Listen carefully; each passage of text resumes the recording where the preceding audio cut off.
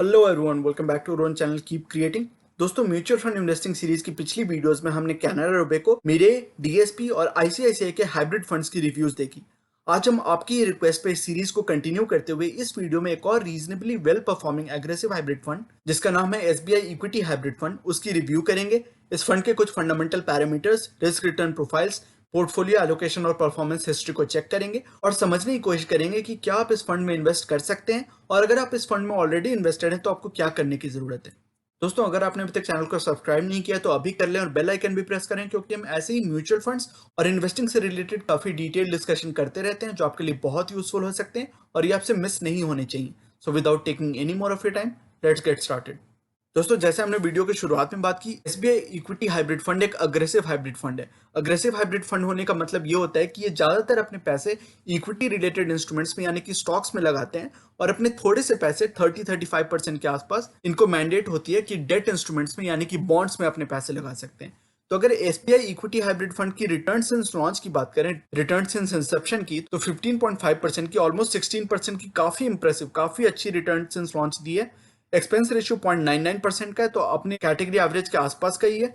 Usually आप देखेंगे जो अग्रेसिव हाइब्रिड फंड्स होते हैं वो 0.8% से 1% के बीच में उनकी एक्सपेंस रेशियो होती है। एसबीआई इक्विटी हाइब्रिड फंड की भी एक्सपेंस रेशियो अपनी कैटेगरी एवरेज के आसपास ही है। एक साल पहले आपने अगर 1 लाख की लमसम इन्वेस्टमेंट की होती है इस फंड में, तो आज उसकी वैल्यू होती है 1.18%, तो ऑलमोस्ट 18% का रिटर्न दिया एक साल में। काफी इंप्रेसिव रिटर्न है। 10,000 की मंथली एसआईपी आपने अगर एक साल पहले स्टार्ट की होती तो आपने इन्वेस्ट किए होते 1,20,000 रुपए और आपकी इन्वेस्टमेंट्स की वैल्यू होती 1,46,000 रुपए, ऑलमोस्ट 1.5 लाख के आसपास। 3 साल पहले की अगर सेम नंबर्स को हम ट्रैक करें तो 1 लाख की लमसम इन्वेस्टमेंट आज ग्रो होकर हो गई होती करीबन 1.34 लाख, 1,34,000 के आसपास। 10,000 की मंथली एसआईपी आपने अगर 3 साल पहले स्टार्ट की होती तो आपने इन्वेस्ट किए होते 3,60,000 रुपए और आपकी इन्वेस्टमेंट्स की वैल्यू होती 4,56,000, 4.5 लाख के आसपास। 7 साल पहले आपने अगर 1 लाख की लमसम इन्वेस्टमेंट की होती तो आज उसकी वैल्यू होती 2,87,000, करीबन 3 लाख के आसपास। 10,000 की मंथली एसआईपी आपने अगर 7 साल पहले स्टार्ट किया होता तो आपने इन्वेस्ट किए होते करीबन 8,40,000 रुपए और आपकी इन्वेस्टमेंट्स की वैल्यू होती करीबन 13,48,000, 13.5 लाख के आसपास। इस फंड के दो फंड मैनेजर्स हैं, आर श्रीनिवासन जी, जो और भी कुछ फंड जैसे कि SBI focused equity fund, small cap fund बहुत पॉपुलर फंड है। आर श्रीनिवासन जी भी एक बहुत पॉपुलर फंड मैनेजर है, तो वो ये फंड संभालते हैं। दिनेश आहूजा जी इस फंड के डेट पोर्टफोलियो को संभालते हैं और भी कुछ फंड जैसे कि debt hybrid fund, dynamic bond fund, magnum gilt fund, तो इन सारे फंड्स को दिनेश आहूजा जी संभालते हैं। इस फंड के कुछ allocation details, sector allocation details वगैरह को भी देख लेते हैं। तो यूजली जैसा हमने पहले के भी वीडियोस में भी डिस्कस किया हुआ है, अग्रेसिव हाइब्रिड फंड्स की ये मैंडेट होती है कि उनको मिनिमम 65% इक्विटी रिलेटेड इंस्ट्रूमेंट्स में इन्वेस्ट करना होता है यानी कि स्टॉक्स में, और बाकी की इन्वेस्टमेंट वो डेट इंस्ट्रूमेंट्स में कर सकते हैं यानी कि बॉन्ड्स में, या फिर कुछ कैश पोजीशन भी रख सकते हैं। तो इस फंड की अगर बात करें तो 74 ऑलमोस्ट 75% की एलोकेशन इसने इक्विटी इंस्ट्रूमेंट्स में दी हुई है और बाकी की एलोकेशन इसकी डेट इंस्ट्रूमेंट्स और कैश एंड कैश इक्विवेलेंट में। और यही चीज हम बाकी के अग्रेसिव हाइब्रिड फंड्स में भी देखते हैं। हालांकि उनको मैंडेट होती है कि उनको मिनिमम 65% इक्विटी में रखना है, बट यूजुअली हम देखते हैं कि 70, 75, 78% के आसपास भी कुछ फंड्स इक्विटी में रखते हैं। और वही हमें इस फंड के साथ भी दिख रहा है, 74% की इक्विटी एलोकेशन है। नंबर ऑफ स्टॉक्स की बात करें तो 45 नंबर ऑफ स्टॉक्स है।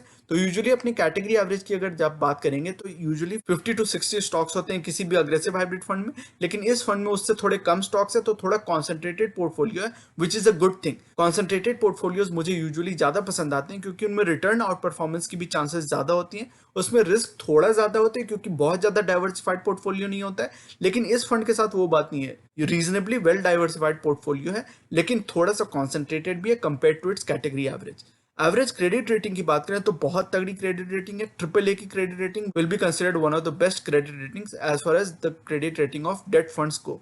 वही चीज आप यहाँ पे देख पा रहे हैं, जो सबसे ज्यादा इनकी पोर्टफोलियो एलोकेशन है वो एसओवी यानी कि सॉवरेन बॉन्ड में सबसे ज्यादा एलोकेशन है, फिर डबल ए रेटेड बॉन्ड्स में, फिर कैश इक्विवेलेंट, फिर ट्रिपल ए रेटेड। तो ओवरऑल अगर फंड की पोर्टफोलियो की क्रेडिट रेटिंग की बात करें तो बहुत अच्छी क्रेडिट रेटिंग है। फिर इस फंड के इक्विटी जो पोर्टफोलियो एलोकेशन है उसकी अगर सेक्टर एलोकेशन की बात करें तो सबसे ज्यादा एलोकेशन इसने फाइनेंशियल सेक्टर में लिया हुआ है, फिर health care, technology services, energy, construction, communication, automobile, FMCG. तो इसी तरह आप देख सकते हैं decreasing order of sector allocation के हिसाब से यहाँ पे अरेंज किया हुआ है और अपनी कैटेगरी एवरेज यानी कि अग्रेसिव हाइब्रिड फंड्स की कैटेगरी एवरेज से भी कंपेयर किया हुआ है कि कैसे इसकी सेक्टर एलोकेशन है। इस फंड की अगर पोर्टफोलियो होल्डिंग्स की बात करें तो सबसे ज्यादा होल्डिंग इसने एचडीएफसी बैंक में दी हुई है, करीबन 6% के आसपास। फिर डिवीज लेबोरेटरीज, बजाज फाइनेंस, इन्फोसिस, भारतीय Airtel, Kotak Mahindra bank, SBI, Shri cement, तो काफी अच्छी खासी कंपनीज में इसने इन्वेस्टमेंट की हुई है और बहुत ज्यादा डाइवर्सिफाइड पोर्टफोलियो भी नहीं है, बट रीजनेबली डाइवर्सिफाइड पोर्टफोलियो है। इस फंड के कुछ और प्रोफाइल एट्रीब्यूट्स की बात कर लेते हैं, क्वालिटीज की बात करते हैं। तो इसकी रिस्क वर्सेस कैटेगरी अगर आप कंपेयर करें तो बिलो एवरेज रिस्क है, which is a good thing, right. अगर अपनी कैटेगरी एवरेज से बिलो रिस्क लेता है यानी कि कम रिस्क लेता है तो that is a good thing. Come risk लेके आपको ये अबव एवरेज रिटर्न्स देता है, that is a great thing, right. वही चीज आप इस ग्राफ पे देख पा रहे हैं, यहाँ पे एक्स एक्सिस पे स्टैंडर्ड डिविएशन है यानी कि रिस्क पैरामीटर है और वाई एक्सिस पे रिटर्न पैरामीटर है। तो जो भी फंड्स अपनी कैटेगरी एवरेज से towards the left of the category average होंगे और अबव द कैटेगरी एवरेज होंगे ऑन द वाई एक्सिस, तो those will be good funds. वही चीज हमें यहाँ पे दिख रहा है, अपनी कैटेगरी एवरेज से अबव है on the Y axis and slightly to the left of the category average है ऑन द एक्स एक्सिस। तो these are all good parameters as far as risk and return parameters को। इस fund में आपने अगर Inception से launch जब हुई है इस फंड की, तब से आपने अगर 10,000 की लमसम इन्वेस्टमेंट करके छोड़ दी होती तो उस फंड की ग्रोथ कैसी होती वो इस ब्लू लाइन से दिखाई हुई है, येलो लाइन से कैटेगरी एवरेज को दिखाया हुआ है और इंडेक्स को दिखाया हुआ है रेड लाइन से। तो आप देख सकते हैं लॉन्ग टर्म में डेफिनेटली अपनी कैटेगरी एवरेज और इंडेक्स दोनों को इसने बीट किया है, काफी हैंडसम मार्जिन से इसने बीट किया अपने कैटेगरी एवरेज और इंडेक्स दोनों को इन द लॉन्ग रन। इस फंड की कुछ हिस्टोरिकल परफॉर्मेंस की बात करते हैं तो एक साल में इसने ऑलमोस्ट 18%, जो हमने पहले भी देखा, 17.6% की रिटर्न दी है, काफी अच्छी परफॉर्मेंस दिखाई है।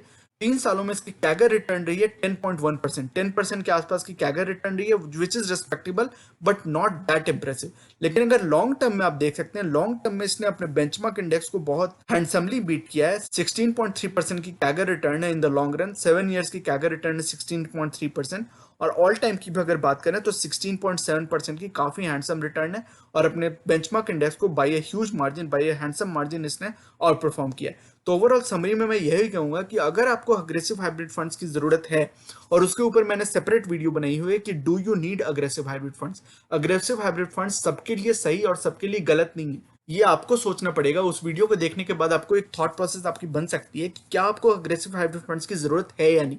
उस वीडियो में हमने थोड़ी डिटेल में ये डिस्कस किया हुआ है कि किन लोगों के लिए अग्रेसिव हाइब्रिड फंड्स सही है और किन लोगों के लिए अग्रेसिव हाइब्रिड फंड्स उतने सही नहीं है। तो अगर उस वीडियो को देखने के बाद आपको लगता है कि आपको अग्रेसिव हाइब्रिड फंड्स की जरूरत है, तो this is one of the better aggressive hybrid funds. इसकी परफॉर्मेंस काफी अच्छी रही है, इसके फंड मैनेजर काफी अच्छे हैं, इसकी जो पोर्टफोलियो एलोकेशन डिटेल्स हमने देखी, इस फंड की रिस्क और रिटर्न पैरामीटर्स हमने देखी, सारी चीजों में यह फंड काफी अच्छा दिख रहा है। अगर आप इसमें ऑलरेडी इन्वेस्टेड हो तो definitely you can continue investing.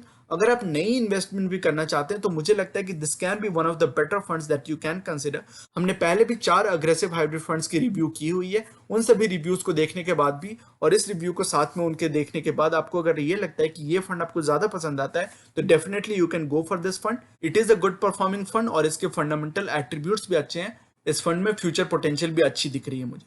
So definitely you can consider this fund, but you can also watch other reviews and compare this fund with other funds that we have reviewed in the past, और उसके बाद आप एक informed decision ले सकते हैं। But I hope कि ये सारी इन्फॉर्मेशन, ये सारी जो हमने डिस्कशन की इस फंड को अलग अलग होलिस्टिक मैनर में, अलग अलग एस्पेक्ट्स इस फंड की हमने चेक करने की कोशिश की, उनको अलग अलग एंगल से हमने एनालाइज करने की कोशिश की। तो आई होप कि all this analysis and discussion is useful to you and all these inputs help you in your long term investing journey.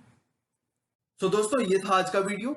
ये सेइंग जो कि है नॉलेज इज पावर सुप्रीम, ये इस चैनल का मिशन है जो कि है आप तक सही नॉलेज पहुंचाना। आगे आने वाली वीडियोस में हम mutual fund, investing, asset allocation और डायरेक्ट स्टॉक से रिलेटेड कई सारी एनालिसिस करेंगे और बहुत सारे इंटरेस्टिंग टॉपिक्स को डिस्कस करेंगे। So you should definitely subscribe to the channel and remain posted for further updates. अगर आज की वीडियो कंटेंट आपको पसंद आया है तो वीडियो करें लाइक। अगर आपको लगता है कि इस इन्फॉर्मेशन से किसी की मदद हो सकती है तो इसे अपने दोस्तों और फैमिली मेंबर्स के साथ शेयर करें और चैनल को करें सब्सक्राइब। मिलते हैं अपने अगले वीडियो में एक और टॉपिक के डिस्कशन के साथ। तब तक के लिए take care and see you soon. Bye bye.